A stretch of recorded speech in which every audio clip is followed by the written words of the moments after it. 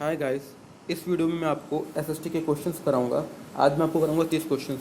जो आपको आते हैं वो अच्छी बात है, और जो नहीं आते वो आज साथ के साथ आप लिखते जाएं और उनको नोट करते जाएं, और बाद में आप डेली आप उन क्वेश्चंस को याद करते जाएं। ये क्वेश्चंस रिपीटेड क्वेश्चंस हैं, ये बार बार क्वेश्चन आते हैं, तो इनको ध्यान रखना है। चलिए, पहला क्वेश्चन आप इसमें पढ़ सकते हैं कि स्थल का संकरा भाग जो दो बड़े स्थलीय भागों को एक दूसरे से जोड़ता है उसे क्या कहते हैं। इसका आपको हिंट मैं दे रहा हूँ। इसका जो हिंट है वो ये है कि ये जो है आपका नॉर्थ अमेरिका और दक्षिण अमेरिका को जोड़ता है। तो जहाँ मैंने आपको वीडियो पढ़ाई थी उस वीडियो में बताया था इसको क्या बोलते हैं। इसका आंसर है इस्थमस ऑफ पैनामा। तो इसका आपका क्या हो गया फर्स्ट आंसर, जल संधि कहते हैं। क्लियर। चलिए अब आगे चलते हैं। नेक्स्ट आपका आता है कि सबसे छोटा महाद्वीप कौन सा है, और ये मैं आपको बता चुका हूँ कि सबसे छोटा महाद्वीप कौन सा है। सबसे छोटा महाद्वीप है आपका ऑस्ट्रेलिया। क्लियर। चलिए नेक्स्ट।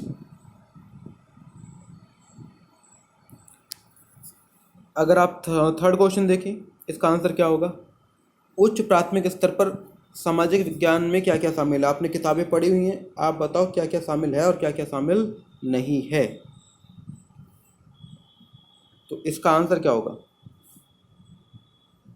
इतिहास, भूगोल, अर्थशास्त्र। इसका आंसर है सेकंड। ये किताबें हमारे पास होती हैं। क्लियर। चलिए नेक्स्ट आगे देखते हैं हम लोग। Question number 34। क्वेश्चन नंबर 34 आपसे क्या कह रहा है, बताइए इसका आंसर क्या होगा।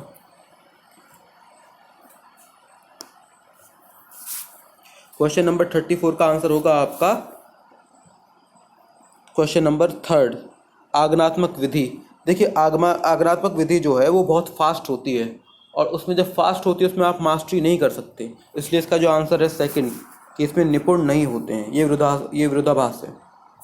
नेक्स्ट अगर हम बात करें क्वेश्चन नंबर 35 को आप देखिए पढ़कर इसका आंसर क्या होना चाहिए। 35 का जो आंसर होगा आपने पढ़ ही लिया है, आलोचनात्मक सोच। आलोचनात्मक सोच अच्छी होती है, लेकिन ये विश्वासों को समझने में मदद नहीं करती। ये बात गलत है, तो ए सही है, बी गलत। ऑप्शन नंबर 4, ऑप्शन नंबर 4 इसका सही है। आप साथ के साथ कमेंट करते रहें, देखते रहें कि आपके कितने आंसर सही कितने गलत हैं। ये आपका एक टेस्ट लेने का तरीका भी है।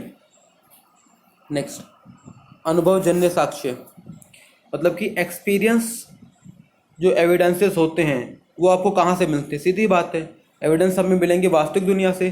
तो इसमें आप बिना सोचे समझिए क्वेश्चन नंबर आंसर नंबर 4 पर जा सकते हैं। नेक्स्ट क्वेश्चन नंबर 37 ये पूछ रहा है आपसे, भौतिक विशेषताओं का मॉडल, मतलब कि हमारे फिजिकल फीचर, धरती के बारे में जो हमारा मॉडल है वो कौन से सब्जेक्ट में आता है, ज्योग्राफी। तो इसका आंसर कौन सा हुआ, भूगोल। Option number second, 2। चलिए नेक्स्ट देखते हैं हम लोग। 38 का क्या होगा आप सोच के बताइए। 38 समाचार पत्र से मौसम की जानकारी। देखो मौसम की जानकारी हमें सीधे सीधे मिल जाती है, हम लोग बाहर देखकर पता लगा सकते हैं कि मौसम जो है आज कैसा है। लेकिन अगर हम लोग समाचार पत्र, टीवी या इससे कहीं से देख रहे हैं तो ये हमारा कौन सा, द्वितीयक है। क्लियर। चलिए आगे चलते हैं। नेक्स्ट 39, सीखने की अक्षमता। जहाँ अक्षमता वाले बच्चों की बात होती है तो मैंने आपको बताया था डिसेबल्ड चिल्ड्रन को हम लोग कहाँ पढ़ते हैं, सीडीपी आपने पढ़ी थी। समावेशी शिक्षा की बात कर रहे हैं, तो इसका ऑप्शन नंबर सेकंड। इतना टाइम नहीं लगेगा आपको एसएसटी में जितना आप सोचते हैं। चलिए आगे देखिए। सभी बच्चे विकास के समान अनुक्रम से गुजरते हैं लेकिन विभिन्न दरों से। देखो ये बात कुछ प्याजे की लग रही है। प्याजे ने कहा था कि सबका विकास एवरेज होता है, लेकिन हर किसी की सोचने की जो तरीका वो अलग अलग होता है। उन्होंने कहा था ना, बच्चे अपने ज्ञान का निर्माण स्वयं करते हैं, तो सबके सोचने का तरीका अलग होता है। तो यही पूछा कि ये किसने कहा है, डी पर्सल ने कहा है, G.H. बेल ने कहा है, जीन प्याजे ने कहा है, C.L. ऑगडेन ने कहा है। तो इसका आंसर है जीन प्याजे, ऑप्शन नंबर थर्ड। सीडीपी की क्लास जिन्होंने ली है उनको ये पता होगा। चलो भाई आगे देखो। अच्छा, सहकारी शिक्षा का मतलब क्या है। सहकारी शिक्षा किसको बढ़ावा देती है। सहकारी शिक्षा वो होती है जिसमें बच्चे आपस में सहयोग करते हैं, और आपस में सहयोग कब करेंगे, जब बच्चे आपस में चर्चा करेंगे, बहस करेंगे। ठीक है, डिस्कशन। देखो बहस का मतलब यहाँ पर आर्ग्यूमेंट नहीं है। अगर आप हिंदी में पढ़ोगे तो थोड़ा उल्टा लगता है, इससे मैंने आपसे कहा था कि जब भी आप कुछ पेडागोजी के क्वेश्चन क्या करो तो थोड़ा इंग्लिश में पढ़ लिया करो। फोर्थ ऑप्शन को इधर पढ़ो इंग्लिश में, इधर लिखा हुआ है engage student in debate and discussion, तो इसका आंसर कौन सा हुआ? फोर्थ। और आपको मैंने बताया था एनसीएफ से भी आप क्वेश्चन कर सकते हो, एनसीएफ का उद्देश्य भी यही है कि बच्चों को बहस और चर्चाओं में लगाएं। नेक्स्ट, आत्मनिर्देशित जो सोच है वो कैसी होती है? अनुशासित होगी, निर्देशित होगी, तो सीधी बात है कौन सी सोच होगी? बुद्धिमान सोच होगी, ऑप्शन नंबर 2। चलिए नेक्स्ट देखिए क्वेश्चन नंबर 43। अजंता की गुफाओं के चित्रों में इस्तेमाल रंग किससे? पशु के अंगों से कुछ नहीं लिया है, स्लेट से कुछ नहीं लिया है, ना ही ग्रेफाइट से, पौधों और खनिजों से लिए हुए रंग है। अब यहाँ पर एक बात क्वेश्चन मैं आपसे पूछ रहा हूँ, जो बच्चे सिंसियरली वीडियो देख रहे हैं वो ये बताओ कि नेचुरल रंगों का प्रयोग किस पेंटिंग में किया जाता है? हमारी कई तरह की पेंटिंग होती है, जैसे वर्ली चित्रकारी हुई, इस तरह की एक पेंटिंग है बिहार की जिसमें नेचुरल रंगों का प्रयोग किया जाता है। उसको कमेंट में करके बताओ कि उस पेंटिंग का नाम क्या है। चलिए इसका आंसर है आपका सेकंड, पौधे और खनिज। नेक्स्ट आगे देखते हैं, सबसे पुरानी पांडुलिपि जो लिखी गई हैं, सभी पता है हम लोग पाम लीव्स पर, ताड़ पत्रों पर लिखते थे, तो इसका आंसर कौन सा हुआ? फोर्थ। हाँ ये समझो मानव इतिहास, ये आपके पास नहीं है, ये क्वेश्चन आप नोट कर ले। क्वेश्चन नंबर 15 की सबसे लंबी अवधि किसकी है? सबसे लंबी अवधि जो है वो है आपकी पुरापाषाण काल, कि महापाषाण काल, नवपाषाण काल, मध्यपाषाण काल, ये वो पीरियड है जिनमें डेवलपमेंट हुई है। पुरापाषाण काल वो सबसे पुराना टाइम है जब डेवलपमेंट सबसे कम हुई थी।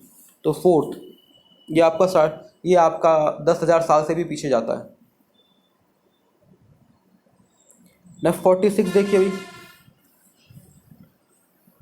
कि मेहरगढ़ पाकिस्तान में स्थित है, ठीक है, और यहाँ खेती और पशुपालन के साक्ष्य पाए गए हैं, दोनों सत्य हैं। मेहरगढ़ जो है, अच्छा मेहरगढ़ किसका है? हड़प्पा कालीन सभ्यता का एक जिला है, तो यहाँ पर दोनों सत्य हैं, ए और बी दोनों ही सत्य है, ऑप्शन नंबर 3। नेक्स्ट, भारत में हड़प्पा के सबसे ज़्यादा कहाँ मिलते हैं जो अवशेष हैं? याद रखो, वैसे भारत में हड़प्पा के अवशेष कहाँ कहाँ पर मिलते हैं आपको पता होना चाहिए। कुछ हमारे यूपी में भी मिलते हैं, कुछ आपको हरियाणा में मिलते हैं, कुछ आपको राजस्थान में मिलते हैं, कुछ गुजरात में मिलते हैं, और जम्मू कश्मीर तक भी जाते हैं। लेकिन सबसे ज़्यादा जो भारत में मिलते हैं वो मिलते हैं यहाँ पे गुजरात में। गुजरात के बाद राजस्थान, राजस्थान के बाद हरियाणा, हरियाणा के बाद आपका जम्मू कश्मीर, जम्मू कश्मीर के बाद पंजाब, और पंजाब के बाद थोड़ा बहुत यूपी। ये ऑर्डर वाइज है नंबर। ऋग्वेद किस भाषा में है? बिना सोचे समझे आप बता सकते हैं। ऋग्वेद हमारे किस भाषा में थे? संस्कृत भाषा में, ऑप्शन नंबर 2। अच्छा 47 का आपको मैंने बता दिया, उसका है गुजरात। नेक्स्ट 49, 6ठी शताब्दी ईसा पूर्व मगध महाजनपद पहले किसके शासक थे? मगध आपको मैंने पढ़ाया था, याद करो, बिंबिसार। बिंबिसार का आगे बेटा हुआ अजातशत्रु। चलो अच्छा, बौद्ध के त्रिरत्न में से रत्न नहीं है, बौद्ध के त्रिरत्न कौन से हैं? बुद्ध, धम्म, संघ, ये त्रिरत्न है ना, तो बुद्ध भी है, धम्म भी है, संघ भी है, कौन सा नहीं है? अहिंसा। अहिंसा का वो पालन जरूर करते लेकिन वो उनका त्रिरत्न नहीं है। जैन धर्म के त्रिरत्न, अगर आप वीडियो को सिंसियरली देख रहे हो, सिंसियरली अगर आप स्टडी कर रहे हो, तो कमेंट में जैन धर्म के त्रिरत्न और लिखो, वो भी पूछ सकते हैं आपसे। नेक्स्ट आपका आता है 51, बताइए निम्नलिखित में से कौन राज्यसभा सदस्यों के चुनाव करता है?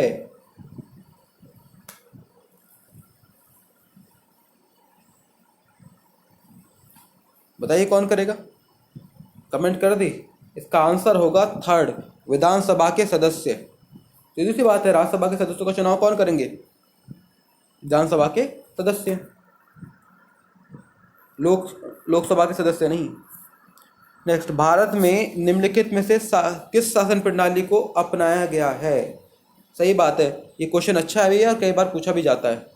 भारत में डेमोक्रेसी है, और डेमोक्रेसी में क्या होती है हमारे पास? संसद। तो कौन सी होगी हमारे पास? संसदीय प्रणाली है हमारे पास।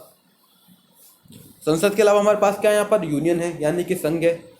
पढ़ा है ना आपने संस्कृत में, उसमें हमारी जो क्या बोलते हैं, संविधान है, लिखा ना भारत एक संघ होगा, तो ये संघीय प्रणाली भी है और संसदीय प्रणाली भी है।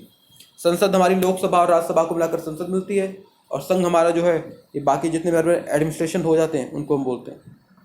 आगे 53 इंपॉर्टेंट क्वेश्चन है, आ सकता है। अनुसूचित जातियों के लिए कितने संसदीय निर्वाचन क्षेत्र आरक्षित हैं? The most important option number 3 74 इसमें आरक्षित हैं। सॉरी 74 नहीं, 84, 84, ऑप्शन नंबर 1।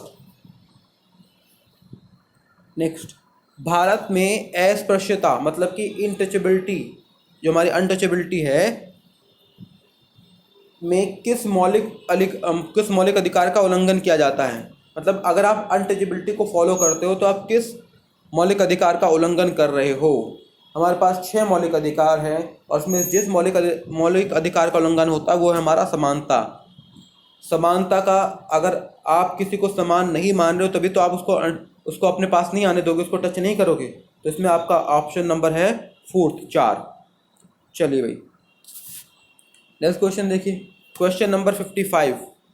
भारत के संविधान के अनुसार निम्नलिखित में से कौन सा मौलिक अधिकार नहीं है? आपको पता है 6 अधिकार, पहले 7 अधिकार थे, अब 6 रह गए हैं। संपत्ति का अधिकार अब मौलिक अधिकार नहीं है। Option number 3। चलिए आगे देखिए भाई, अस्पृश्यता डैश के आधार पर भेदभाव को करती है। अनटचेबिलिटी जो होती है वो किस आधार पर होती है? देखो हर देश में अलग अलग होता है। अगर आप, और ये क्वेश्चन इंपॉर्टेंट है इस बार, क्योंकि अभी अमेरिका में यहाँ पर चल रहा है। अमेरिका में अगर आप बात करोगे, विदेशों में बात करोगे, तो अनटचेबिलिटी जो होती है वो होती है रंग के आधार पर, काले गोरे का भेद। लेकिन भारत में जो होती है वो होती है जाति के आधार पर। तो ऑप्शन नंबर 2 लिंग। वैसे ये बताऊं आपको, अनटचेबिलिटी अगर आप भारत में देखो तो लिंग के आधार पर होती है।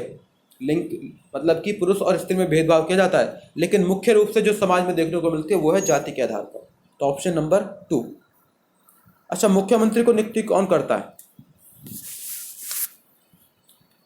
राज्यपाल करेगा, सीधी सी बात है। प्रधानमंत्री नहीं करता, उच्च न्यायालय के मुख्य न्यायाधीश बिल्कुल नहीं करते, राष्ट्रपति नहीं। ऑप्शन हुआ आपका राज्यपाल। नेक्स्ट, अच्छा फिर राज्यपाल की नियुक्ति कौन करता है? अच्छा क्वेश्चन है ना। तो राज्यपाल की नियुक्ति करता है आपका राष्ट्रपति, याद रखना है। फिर प्रधानमंत्री का चुनाव कौन करता है? अगर आपसे पूछ ले प्रधानमंत्री का चुनाव कौन करता है? हम लोग प्रधानमंत्री नहीं चुनते, हम लोग वोट डालते हैं सांसदों को, और सांसद जो होते हैं एमपीज, वो प्रधानमंत्री को चुनते हैं। आज अगर बीजेपी चाहे तो अमित शाह को भी प्रधानमंत्री बना सकती है। तो ऑप्शन नंबर 2। नेक्स्ट, आज का जो लास्ट क्वेश्चन है वो है आपका कि किसे भारत का पहला नागरिक कहा जाता है? देखो किसी भी देश में उस देश का पहला नागरिक जो होता है वो उस देश का राष्ट्रपति कहलाता है। भारत में अब फिलहाल जो देश का पहला नागरिक है वो है हमारे रामनाथ कोविंद। अमेरिका में जो पहले नागरिक है उनका नाम है डोनाल्ड ट्रंप। ठीक है, तो यहाँ पर इसका आंसर होगा आपका राष्ट्रपति। ऑप्शन नंबर आपका 2। क्लियर? चलिए अब देखो भाई, आपके मार्क्स कितने आए हैं ये आप कमेंट करके बताओ। ठीक है, सिंसियरली वीडियोस को देखो। अगर आप इन वीडियोस को मिस कर रहे हैं तो बहुत कुछ मिस कर रहे हैं। और साथ के साथ क्या करो, आंसर भी लिखते जाओ। आप अपने पास से क्वेश्चन पेपर ढूंढोगे, बहुत सारे प्रैक्टिस करोगे, बहुत सारा टाइम गवाओगे। आपको मैं क्वेश्चन पेपर सारे कराऊंगा, प्रीवियस ईयर के पेपर जितने भी हैं, और अलग एक्स्ट्रा क्वेश्चन है वो भी कराऊंगा। इन क्वेश्चंस को कर लीजिए, ज़्यादातर क्वेश्चन यहीं से आएंगे। क्लियर है? Thank you. और एक बात याद करो, एक बात ध्यान रखनी है भाई, जितना सब्सक्राइब कर सकते हो, मतलब जितना शेयर कर सकते हो उतना शेयर करो, ताकि और बच्चों के भी काम आए। इस बार बहुत से बच्चे हैं जो बच्चों ने इंस्टीट्यूट ज्वाइन किए लेकिन वो पढ़ नहीं पाए। अब गलती सरकार की है, सरकार ने ये काम किया है। यहाँ पर तो फीस 7-7 हज़ार है, ऐसे इंस्टीट्यूट पे जहाँ पर फीस 10-10, 15-15, 20-20 हज़ार भी है। बेचारे वो बच्चे नहीं पढ़ पाए हैं। तो ये अगर आप शेयर करोगे तो उनके पास तक के नॉलेज पहुँचेगी। अच्छी है, जो दूसरों का भला सोचेगा उसका खुद का भला होगा। नहीं तो शेयर ज़रूर करो। चलिए, थैंक यू।